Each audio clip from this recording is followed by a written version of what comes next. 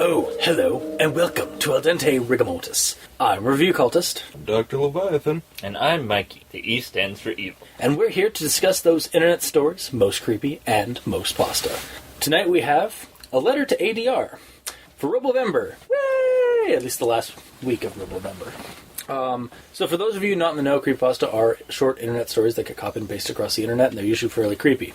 However, today we have something special because this one is actually a letter to ADR, or a letter to Al Dente Rigamortis, is a creepypasta that was sent to us by a fan, and since it has to do with animatronics, I figured we'd do it for Robovember. Also, I've talked to him and made sure that it was okay that we did this over on the show. This will be, it's more or less a, this is also a first draft of the story, and is technically a parody pasta, as I found out yesterday. So, but we will treat it like any other pasta, and probably rip to sunders.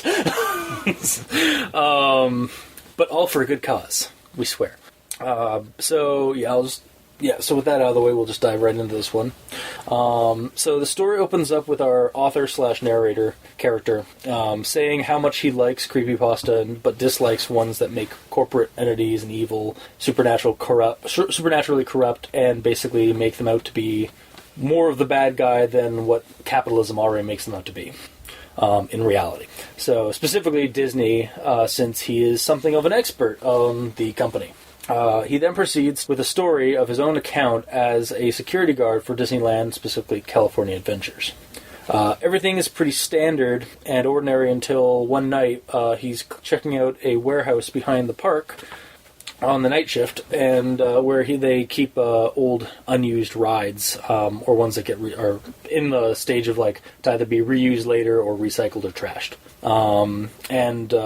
The higher-ups have him check in because there's been some break-ins by fans in the past into these warehouses. So the one he's checking in particular holds the ill-received ride called Superstar Limo, one that involved poorly characterized B and C list celebrities as animatronics that told bad jokes and made you feel like a star as you were riding a limo to your debut and stuff like that. Yes, but then the paparazzi were all, kind of in passe.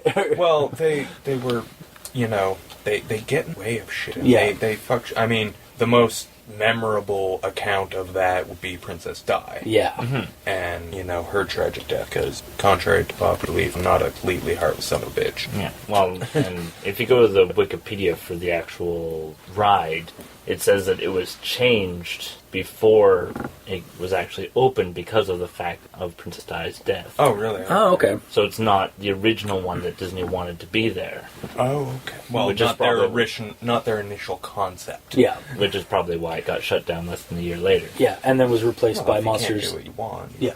Yeah, exactly. And then they replaced it with a Monsters Inc. ride, repainted the limos as taxi cabs and blah blah blah.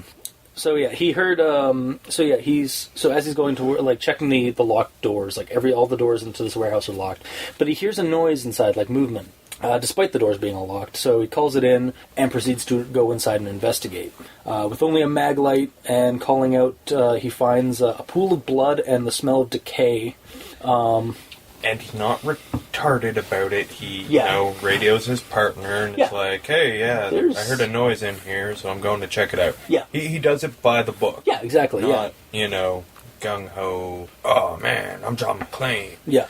Well, he doesn't have a gun. He does mention that, he's only armed with the flashlight because the security guards don't have a gun. Well, exactly. And so, he's just calling out, trying to, if this is somebody, and then, again, he comes across the weird smell of decay and then pool of blood. And then a bunch of rats come spewing out of a dark corner, and he figures that's what made the sound. So, but as he's turning to leave, in the doorway is a Drew Carey animatronic, horribly, caricaturized with a creepy smile and tacky shirt and stuff, and the hands coated with blood. So it lets out through a distorted voice, a threat toward him. I think it's like the Price is it's like a Price is Right kind of line. No, whose line is it anyway? Okay, sorry, yeah, that's what it was. Yeah. You think the points are the only thing that doesn't matter? Neither does your life. Or sorry, well, you're wrong. Your life also doesn't matter. Yeah, and then proceeds to just rush him and choke the life out of him. So our security guard bludgeons the head of this thing to expose its inner metal framework, but he succumbs to the choking and blacks out, only to wake up the next day in the hospital. His partner found him and called in the ambulance. And aside from the missing Drew Carey animatronic, nothing else really has happened. The company, because he reported in and did it by the book, the company's not going to charge him for any of the issues. Or fire him. Exactly, yeah. Gross subordination. Yeah, because he did nothing he did everything by the book, so... despite the fact, that they've lost a Drew Carey animatronic, life kind of goes on in the park. But because the animatronic is still out there and our protagonist feels that it is this evil, violent thing, he sent the story to us, ADR, to get the word out because we have the critical mind that'll see the truth in the story. So that's the end of the story. Like I said, it was a parody pasta. Or uses a lot of common creepypasta tropes, but having fun with it, or at least that's what it felt like. It was like just having fun with the idea of making a creepypasta. Yeah, it was a story that wasn't taking itself too seriously. Yeah. I mean, right down to the choice of celebrity to pick for the animatronic. Yeah. However, I do take exception to calling Drew Carey a B or C list celebrity because I don't think awesome. I get that. He's awesome. He's awesome. I still think he's a B list, but not he definitely isn't an A list actor. He's an A list TV celebrity. Okay, A list. He has had 3 successful TV shows. I mean, granted, one he took over from Bob Barker, but it hasn't suffered because of Drew Carey's involvement. Fair. And TV and movies are 2 completely different things. And I'm sorry, like I say, 3 successful TV series. Yeah. Drew Carey show, Whose Line Is It Anyway, survived past Drew Carey's involvement, and then he took over for Bob Barker on The Price is Right, and like I said, it's still The Price is Right. Yeah. So... I guess it's a point of view because I guess A-list. He's not an A-list movie celeb, but he's an A-list TV celeb. I can see that. Yeah, and with that comes less celebrity, but at the same time, it's the guy has made a fucking amazing career. Yeah, yeah. Even I enjoy Drew Carey show, so yeah, when I've seen it. And who does like who's? So. I like the idea of having Disney as a backdrop rather than a villainous entity. Yeah. Because again, I know it's portrayed a couple of times, not even just in creepypasta, but in media sometimes, corporate. It just seems like a very passe corporate. Corporations are evil kind of thing. They're not evil, sinister or monstrous all the time. Well, it's yeah, just, but people see that because they're a big company. Right down to their acquisition of other licenses, people get uppity because they bought Power Rangers back in the day. Yeah. Marvel Studios. Star Wars, yeah. But let's be honest, people wouldn't go see Star Wars, Force Awakens because Disney made it. It's really? Was George Lucas so great? Yeah, it can be argued. As much as I like Star Wars, the prequels. I love Star Wars. The prequels were kind of I like the prequels too, but they're not as good as the first ones, and I think that's a matter of opinion. Yeah. It is. I like them all. All right, guys. Well, then it's switching over from creepypasta to Star Wars talk. Well, yeah, but yeah. We're talking. It's relevant to this. Yeah, because we're on the same side as the author of why does everyone vilify Disney? Yeah, exactly. Yeah. And there's no need for it. Honestly, ever since most of their their licenses that they've bought have They've done flourished. good work with them. Yeah, exactly. Like, the Marvel Cinematic Universe Yeah. is probably the best of the hero, like, movies out there. Well, they make sense, which is more than we can say for DC. Yeah. And, I mean, like, they didn't invent the concept of a shared movie universe, but they have really brought it to the forefront and to the mainstream. Yeah. And would that have happened without Disney's money? Probably not. I don't really believe so. It's possible, but I don't think it could have happened. Just looking at the history of how Marvel has dealt with movies in the past, like the '90s were not kind to the Marvel movies. No. Because they were like, even when they were like produced by like Fox and Sony and stuff like that, like they were by separate companies that all had their own agendas, so they were never going to have a shared universe. Exactly. Which this makes it feel more like a Marvel comic universe. Well, I mean, they've even cinema. gone to the point of working with Sony to bring Spider-Man into the same universe. Yeah. Like, and I mean, it's just, yeah. So bottom line is that, like, yeah, Disney Disney isn't be bad. Yeah, exactly. Any more so than any kind of capitalist corporation, but that's like not that bad. Yeah. It's not like sinister, supernaturally corrupt, evil monstrosity. Yeah. The problem people have with them is that they own too much. Yeah. In some people's eyes. But hey, they've had the money to purchase these things. And then produce entertainment for the masses. Exactly. So yeah, exactly. So I do have a couple of beefs with the story. Like, where did the blood and decay come from? Like, my best bet is the rats, maybe. But aside from that, it just seems like it was just the there. rats were running away from it. Yeah. So they were there. Yeah, like, the other thing is, like, it only just seems like it was there. I think we need a missing person. Yeah, exactly, yeah. From, like, a previous, like, from that day or a couple of days prior. I think that would have filled that gap. Yeah, because otherwise it just seems like it was there to give the Drew Carey with the blood-coated hands more menace, or to show him more antagonist. But like, yeah, then like I keep thinking, it's like, where the hell, like, where's all this blood from? Yeah, like it just gets in the way. I mean, there could have been a missing person in the park, but if we don't know about it, it doesn't exist. Yeah, exactly. We can, come up with all of the theories we want, but unless it's stated in the story, it didn't happen. Exactly, yeah. I actually have a quote for probably a nitpick for me. So, I swung the maglite down onto the animatronic's head, each swing cracking that plastic facade. I could see the metal underneath, but the thing kept on passing. Yep. I think it's supposed to be pressing. Yeah. But, yeah, like, that's my one nitpick. I was like, that's gotta be fixed. Yeah. Yeah, you're just not as good at finding it. I know. I'm sure I'm gonna have 5 more. Clearly, it's missing the word wind. Kept passing wind. God damn it. Anyway, So, does that mean it's a fartapatronic?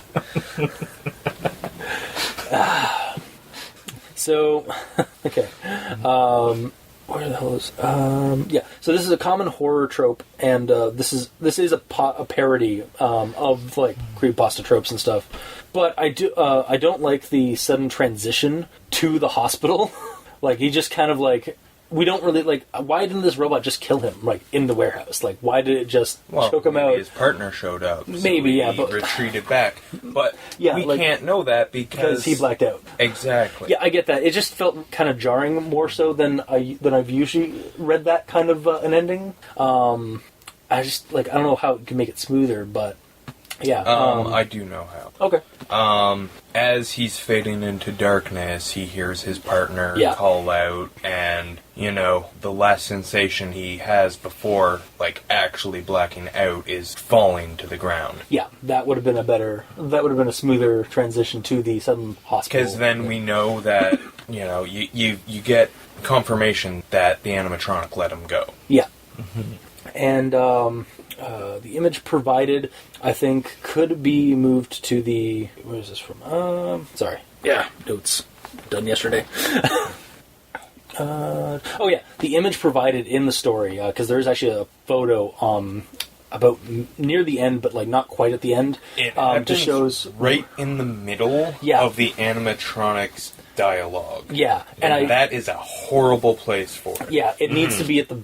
I feel like if you're going to include a photo, like, honestly, I don't think the photo needs to be there. Like, you should be able to describe Drew Carey animatronic, and have the monster be described in words rather than a photo. The photo, but again, like, it is a common creepypasta thing to do, and this is kind of parodying that. So I see why they did it, but yeah, if you're going to have that photo, have it at the very end of the story. Or it could have been at the very start. Yeah, at the very start as well. Yeah. Set that image in your head, and then you read the story, and you're like, why is there a picture of Drew Carey? And then, that's why. Yeah, exactly. Yeah, so if you're going to include the story, or include the photo in it, don't have it right in the middle of the text, because it's just kind of... And don't have it... Well, you can have it in the middle of text, but he breaks a paragraph with it into 2 paragraphs, and there is no other reason for the break in the paragraph other than that photo. Yeah. And that's just... That's bad. Yeah. Yeah, that's pretty much what I've got. Yeah, you've got Drew Carey in the middle of what is supposed to be a menacing line. Yeah. And you've got this cartoonish, ridiculous image breaking it up. So it takes all of the menace out of the animatronic words. Yeah. That's pretty much all I have for my notes. I did actually ask the guy a couple of questions because I was able to get a hold of him. He did send if us... we have that luxury, why exactly, not abuse it? So I asked him I just asked him a couple of little questions about the research he had done for the story, because we had that on the show a lot, where if you don't write what you know or research what you're writing. He has done a lot of research on his off time about Disney and the parks, and he's been to the parks several times, both the ones in Hollywood and Florida. He's also researched being a security guard because he was planning to get a job as one. And according to him, Disney guards don't use guns, which I actually had to ask him, do they really not have guns? That actually makes a shit ton of sense, because you're in a park with millions. thousands of civilians, and I mean... His comment was... And a lot of children. Yeah.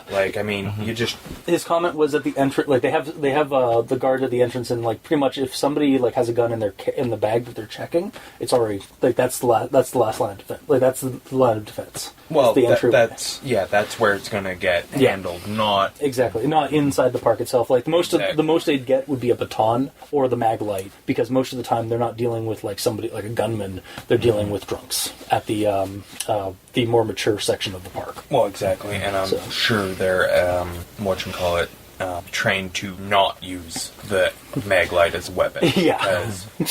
You're God. Well, I mean, you could fuck someone up with that. And honestly, even at night, it still makes sense to not have a gun, because most people would be breaking a park. It's honestly... The light from the flashlight is going to scare them off. Exactly, yeah. And that's all you really need to do is, do your patrols and scare off people, because what's a gun going to do? A gun is going to get someone who probably fucking did it on the equivalent of a dare or a LARF shot. And we don't need that. Exactly, yeah. So I asked him a couple of those questions. That's pretty much... Those are what I got from him. So, that's all I have. You guys should have some more, I hope. Yeah. Well, like most creepypastas, this one had an issue in the first paragraph. All right. Who loves creepypasta? Is that the one?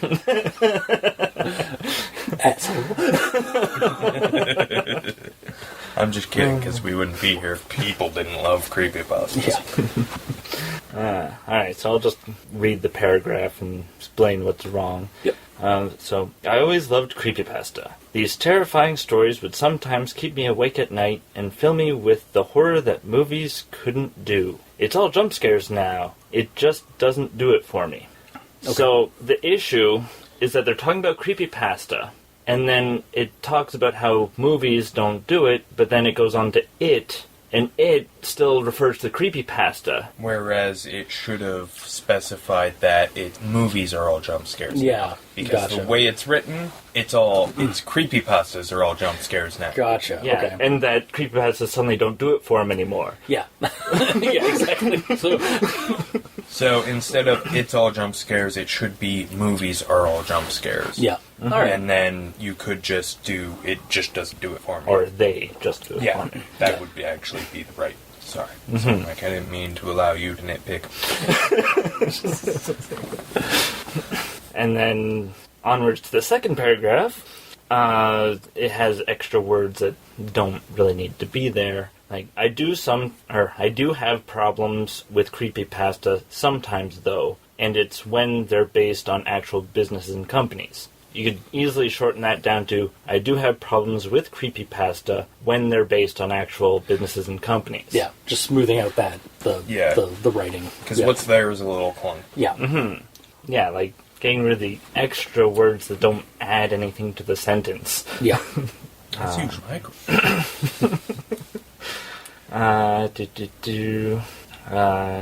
Here's a nitpick, obviously. I understand that Disney is a large corporation with its finger in every pie, and it should be in many pies. Yeah. Because, I mean, if I make a pie from scratch, I'm not letting Disney anywhere near it. God damn it.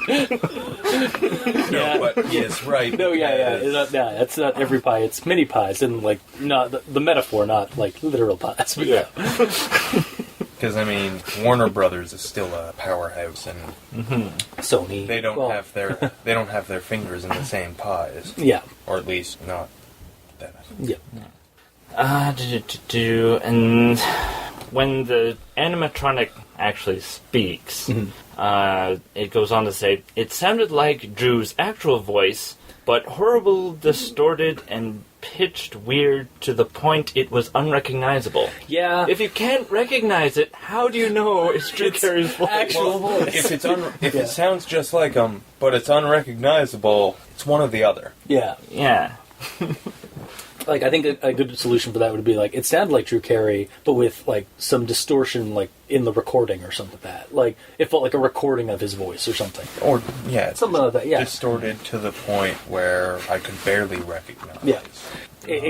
As it is right now, it just counteracts each other. Or instead of saying it sounds exactly like Carey, it sounds like Drew Carey, but blah, blah, blah, blah, blah, to the point where I could barely recognize. Yeah. Especially in the startled state. And then another spot where they can remove some words. I had to try to survive, at least so I did what I could do. Yeah. If you get rid of the at least, then it reads, I had to try to survive, so I did what I could do. Yeah. Yeah. And then the other sort of nitpick is the actual animatronic. We see a picture of it. Mm-hmm. I saw a video of it because I went on YouTube. And the only really moving parts are its leg attached to the floor and the maps that it has in its hand, they fan out. Okay. So the animatronic itself is sort of stuck in that pose. Yeah, I was actually... that was something that I had to because it wouldn't... A walking animatronic. Yeah, At that it doesn't point, have joints. At that point, it's a robot. Yeah. Exactly, yeah. And then I thought, well, how do you... an elaborate puppet. Actually, I do remember asking him, because we got this like a little while ago, so I asked him a couple things initially when I read it the first time, and I actually asked him, like, so what do you think, like, so it's just so this animatronics has gone wild, right? He's like, well, I wanted to leave it to interpretation of either it's a robot or it's some obsessed fan in the Drew Carey outfit. I was like, I think you should stick with the animatronic, or at least the robot part, because, I mean, while the person in a suit or costume makes more sense for, like, the movement, you literally just say, like, when you crack open the thing's, like, head, all you see is metal parts. Well, yeah, but if you put a metal shell under the plastic and then put it on head... Okay, I guess you could do that, yeah. You could. Movement-wise, it makes sense if this was possibly a person. Honestly... Because it's stated as an animatronic and what have you, and it does what an animatronic can't do, we need closure on what it is. Yeah. Like, on why it's walking around. Like, is it a fucking ghost possessing it? Is it a fucking... robot, like full-on Is it robot? a magically awoken machine? Yeah. Like, is it a Terminator? Like, did the Fungineers go too far? There are so many things that it could be that, without clarification, it's none of them. Yeah, and the way, like... But all of them. And you can see where he was going, like, to try and make it, like, ambiguous, to try and give you, like, something. But for this, I think, yeah, like, we need to get a little bit more details on, like, exactly, like, to give us more, like, either this way or that of what it was. Yeah, like, I think it would have been maybe kind of neat to find the Drew Carey, like, on the other side of the park the next morning. Yeah. And he's just, like, he's fallen over, and, you know, they take a look at it, and they find that things wrong, or they find that it's been tinkered with, or something that just kind of helps direct the speculation. Yeah. It doesn't have to flat out say what happened, because that's knowledge that the authors wouldn't have, but to direct the speculation to, like, oh, it's supernatural, or oh, it's technological. Yeah, exactly. I think that would have really helped the ending, as opposed to trying so hard to leave the monster out there. Yeah. It's like, it's still out there. Drew Carey will get you. Yeah. Or this Drew Carey. And what they could have done is found the Drew Carey, directed the speculation, and then say that fucking Winona Ryder was still out there. Or, like, a couple of other animatronics were also out there. Yeah.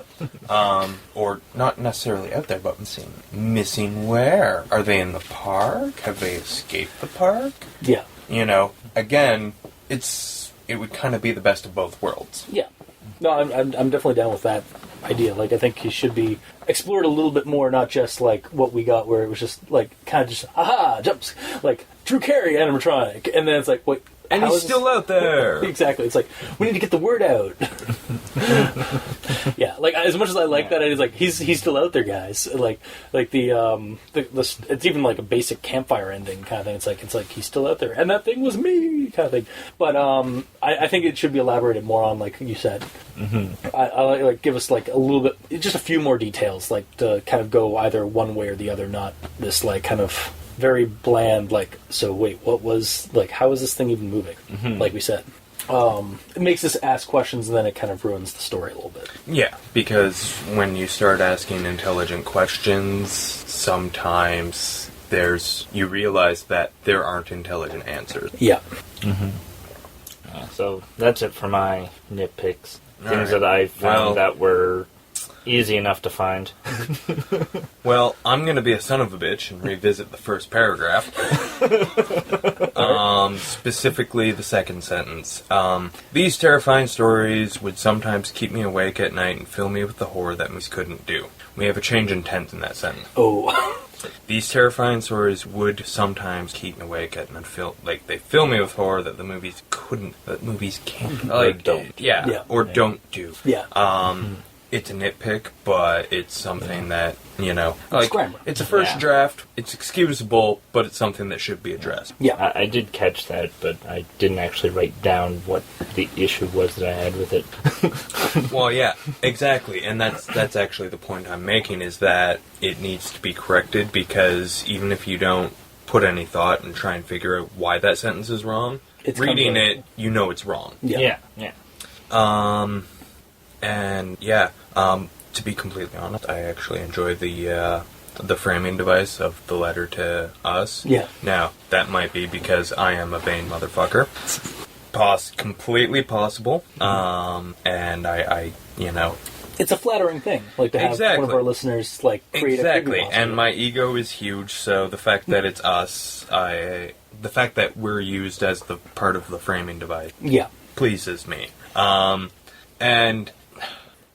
I assume it was by accident, unless I've dropped this tidbit in in past episodes, but the choice of celebrity to have as the animatronic could not have been better for me.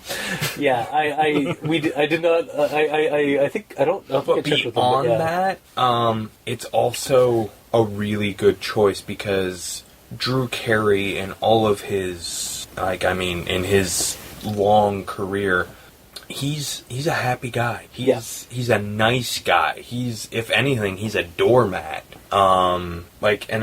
Honestly, even when he gets upset on, like, the Drew Carey show or anything, he's just adorable. Yeah. So to have him, like, dispositioned suddenly as this monster. Yeah, it works for the juxtaposition of, like, oh, Drew Carey's trying to kill me. Like, that would never happen. But I can picture it, and it's creepy. Yeah. It's Other kind of than like the that- same like vein as like again like Chucky. It's like Chucky, yeah. Exactly, yeah. Yeah, it's like Chucky or so many of the other, weird things like Annabelle. It's a fucking doll. Yeah, demonic toys, yeah. Puppet Master, stuff like that. Yeah, it's just because they're cute things, or they're adorable looking things, or like not non-threatening things that you wouldn't expect to try and kill you, and then they suddenly have knives, and oh god, run! Exactly. Giving something that traditionally has no murderous intent or traditionally brings joy to the world, Yeah, suddenly coming at you with murderous intent. It's creepy. It's the whole fucking clown. Yeah. Except clowns are inherent creep, whereas Drew Carey is inherently not creepy. it's one of the reasons why the scariest thing in the new Goosebumps movie was the lawn gnomes, and when they all started wielding weapons in the kitchen. They're just normal looking gnomes, and then suddenly their eyes, with the clack and change their eyebrows and stuff like that. They all suddenly just pull out knives, start throwing them at the people. I was like, okay, that's genuinely terrifying. I would not want to be in that kitchen. But anyway, going back to this.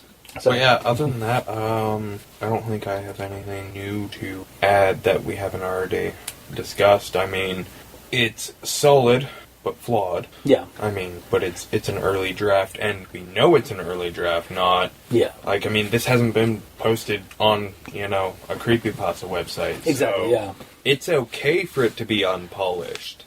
And the author, I just don't know what he wants to go as for this, which is why I haven't said his name. Oh, right, that's But, the thing I have a problem with. Once again, we get an unnamed protagonist. Yeah, I actually kind of would like... Because he's the narrator. Yeah. And I mean, where is it? There is even a paragraph that opens with, "Let me tell you a bit more about myself." How about a name? Yeah. And I mean, I don't care if you don't want to divulge your real name. Fucking Make a name. Make up Make a name. something, yeah. Yeah. Mm-hmm. Like, hi, I'm Joe Blow. Like, Yeah, exactly. Like, he has the perfect opportunity to give us a name, and he just he omits it completely. but yeah, like I said, I will actually have in the description below for this one a link to the Google Doc for the first draft, because he has given me permission to release that, and hopefully once he's he's gonna listen to this. Hopefully he will not be crying in a corner. But we'll take the idea. We were nice. Yeah, no, we were. But he'll take our input, consider it when he's editing his story, and then he said he'd send us a link when he posts it somewhere. So is that so? There nothing else for this one? No, not really. Nothing comes to mind. Okay. So all of the big things I wanted to address have been addressed either by one of you two or himself. So all right, that's good. I don't think we necessarily have to do recommendations for this one, because this one's like... Yes. You do? Okay. So as it is right now, like... As it is now, there's nothing special about this. Mm-hmm.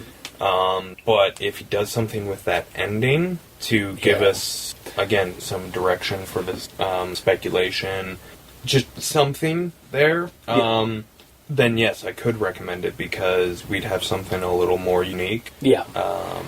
As it is, it kind of just ends with, like... I mean, it ends with, like... Yeah, it's still out there. Well, what is it? Yeah. Drew Carey. Yeah. What's out there? Like... What's hiding in the plastic shell of Drew Carey? Yeah, it's we need something, like, make a decision on what the fuck is in the animatronic. Yeah. And, direct our speculate. You don't have to come out and say it, because, again... That's not always the... With the narration, like, he would have limited, access to information. Yeah. But... Again, my idea of have Drew Carey be found immobile in but the something park, else missing. But something else missing.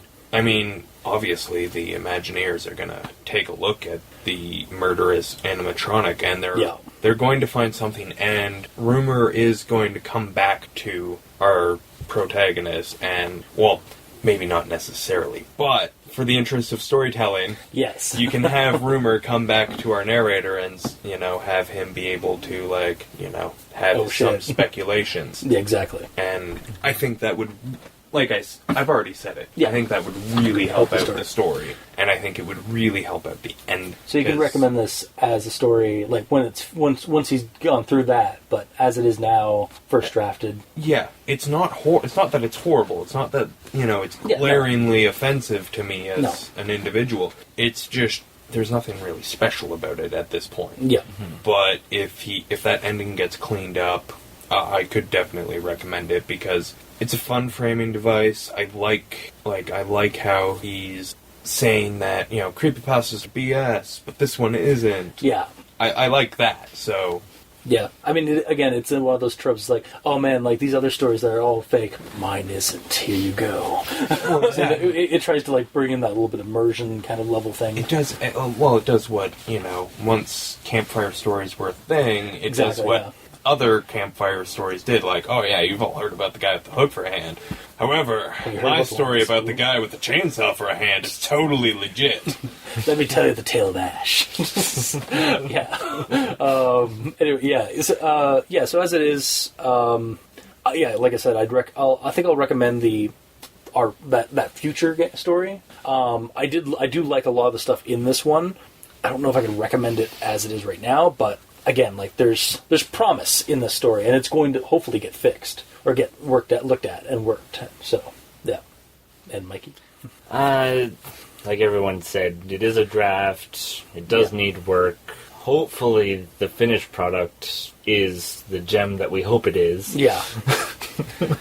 Or at least I'm sure we'll do an update. Out the issues. We'll do an update when it comes out or when it gets released. Yeah.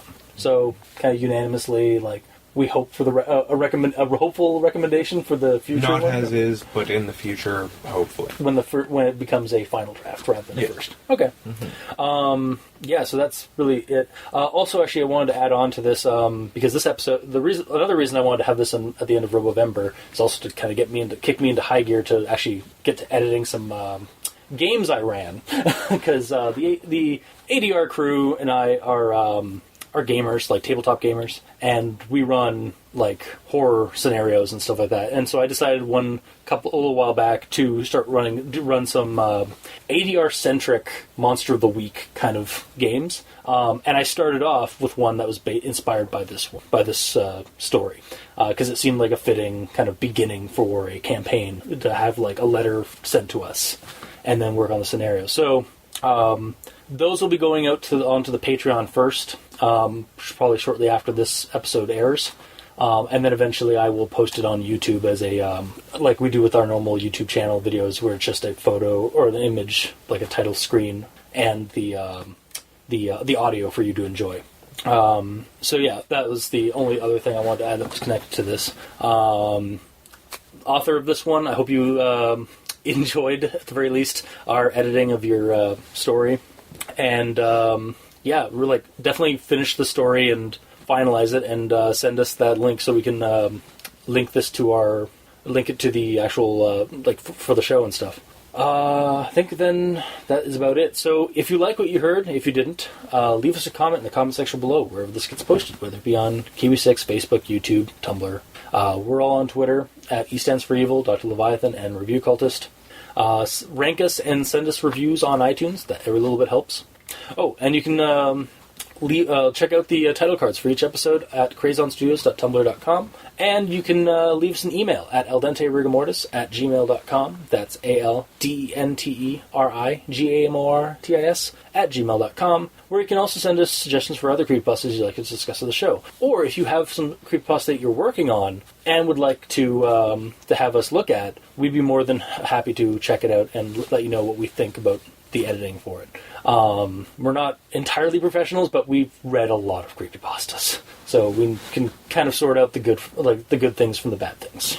Many eyes will see more problems. Exactly, yeah, and that is kind of one of our beefs with creepypastas, that sometimes it doesn't seem like they get So we're doing More our checked. part. Are you doing yours?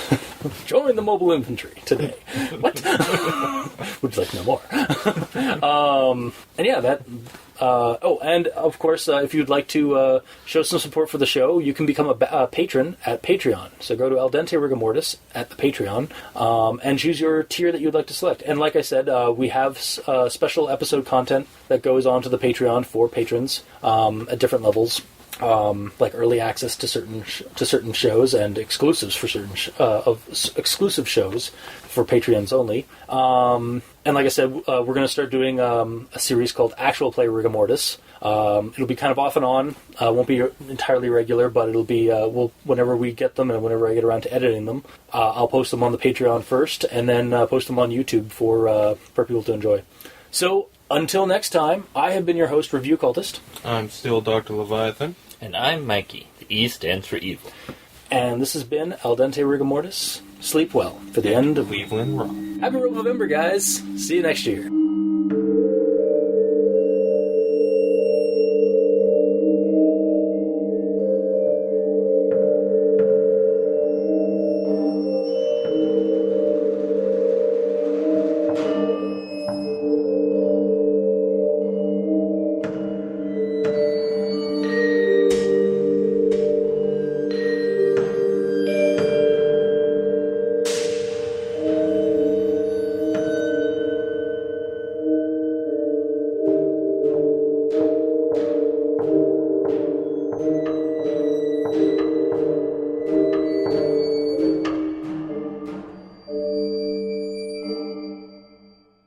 Alright, ready? No. Okay.